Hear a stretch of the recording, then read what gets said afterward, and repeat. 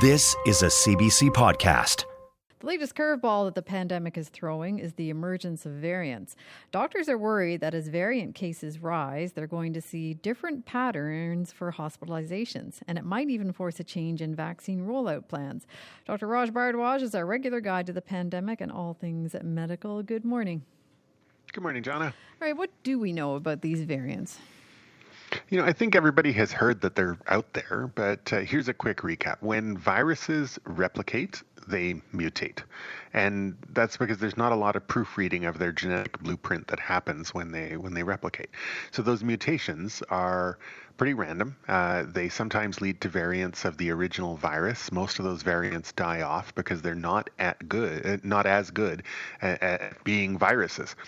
But sometimes, randomly, the mutations lead to viruses that are better at infecting their host, or better at traveling from host to host, or or maybe less deadly to their host because of the mutations, usually on the spikes of the virus. So we don't usually worry about the ones that are less deadly, we don't worry about the ones that die off, but the ones that are labeled variants of concern are the ones that make this virus more effective at targeting humans. So unfortunately, there's no good naming protocol. So we're stuck with names like B117, which was first identified in the UK, B1351, which was first seen in South Africa, and P1, which is causing huge problems in Brazil right now. There are a lot of other variants of concern, especially a couple that have been identified in California, but the three that I mentioned are the ones that doctors in Canada are focused on so far. So what's the most common variant in Canada right now that doctors are concerned about? Yeah, the most common variant right now is B117. The only place it hasn't been detected is in the north.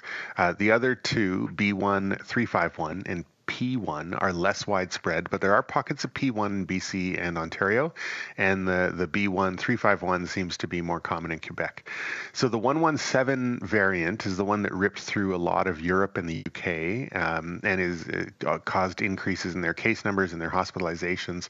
It's more contagious than the original virus because it seems to be better at sticking to our cells and then sneaking in and causing infection, maybe even being ready to move to the next person sooner than the original virus. So people are more contagious sooner after they're infected. And now there's data emerging that B117 is also more deadly. So a review of the evidence from the Ontario Science Table that was released on Monday says that variants of concern are associated with a 63% increased risk of hospitalization, a bit more than double the risk of ICU admission, and about a 56% increased risk of death compared to the original strain. And in Ontario, from March 15th to the 21st, 46% of people admitted to ICU in Ontario were under 60. So it seems to be hitting a younger demographic. Now, that's a little bit more complicated. But what we're worried about is that more and younger people will get infected, they'll get sicker, more will die from COVID because of the variants. The good news, if there's going to be any good news, is that B117 doesn't seem to be escaping our vaccine immunity. So getting vaccinated still protects you from this variant. Each vaccine is different, but so that's a bit of a generalization, but I think that that's one that most scientists are confident in right now. So what can you tell us about the other variants that are circulating? So Canada has seen about 300 confirmed cases of COVID due to the B1351, mostly BC, Ontario, Quebec, Alberta.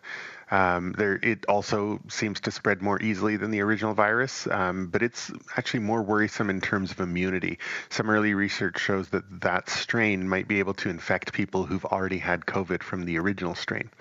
And it might be able to escape your immunity from vaccines to some degree, depending on the vaccine.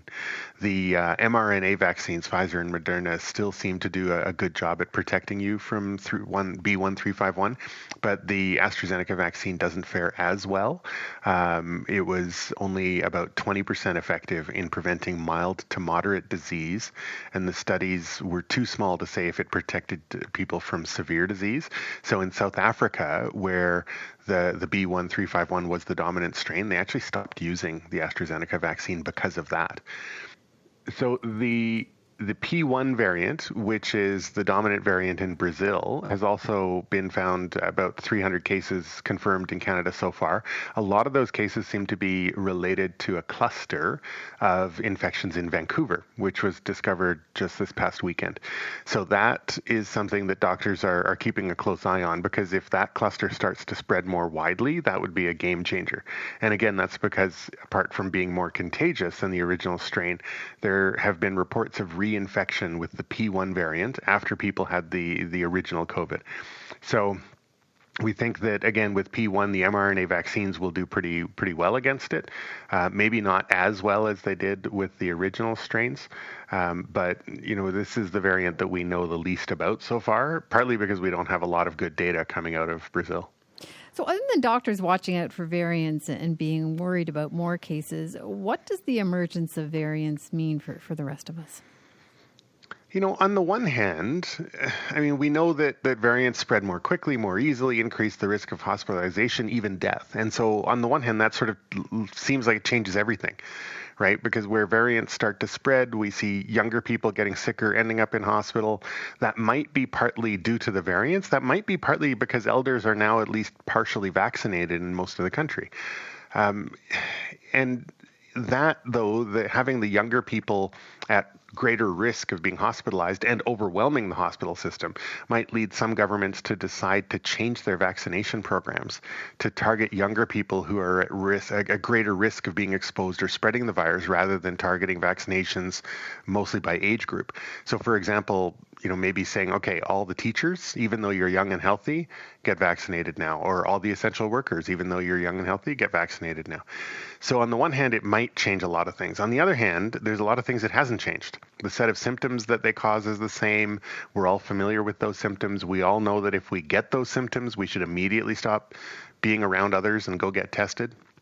The variants, just like the original virus, also cannot spread if we do the right things. Right? Don't go to work or school if you're even a little bit sick. Wear a well-fitting mask, especially in crowded places.